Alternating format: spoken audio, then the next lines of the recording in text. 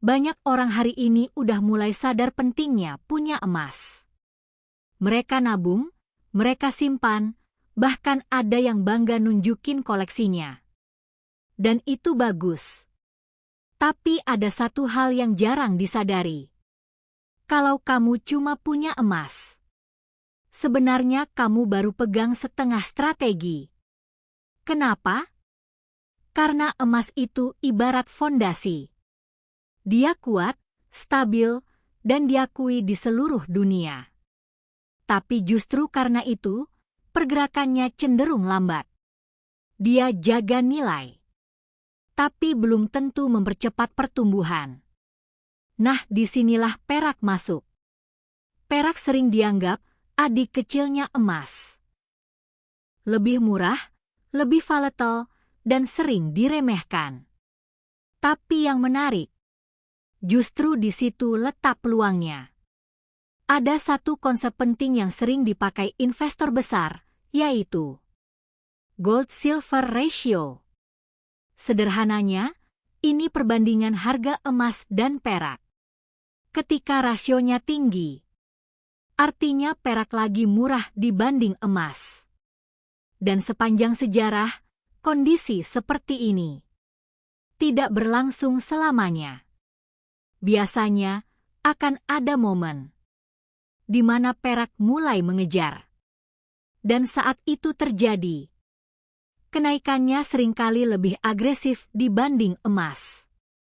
Jadi kalau emas itu ibarat rem dalam portofolio kamu, yang menjaga supaya kamu gak jatuh terlalu dalam, maka perak adalah gasnya yang bisa mendorong pertumbuhan lebih cepat.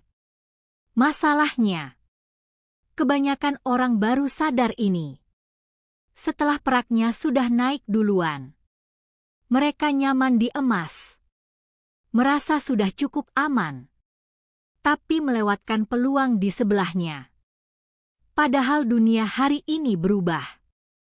Perak bukan cuma logam mulia. Dia dipakai di industri, panel surya, elektronik, kendaraan listrik. Artinya, permintaan terus ada, bahkan cenderung meningkat. Sementara supply-nya tidak sefleksibel itu. Dan ini yang jarang dibahas. Emas kebanyakan disimpan. Perak justru banyak yang habis dipakai. Jadi pelan-pelan, tanpa disadari, ketersediaannya makin terbatas. Sekarang coba pikirkan. Kamu sudah punya emas. Kamu sudah punya aset aman. Tapi apakah kamu juga sudah punya aset yang berpotensi mengejar? Atau kamu cuma berdiri di satu sisi? Aman, tapi lambat? Karena pada akhirnya, ini bukan soal pilih emas atau perak, tapi soal memahami peran keduanya. Yang satu menjaga, yang satu mendorong. Dan orang yang benar-benar paham tidak memilih salah satu. Mereka menggabungkan dua-duanya. Karena mereka tahu, kesempatan terbaik itu sering datang saat masih sepi. Bukan saat semua orang sudah sadar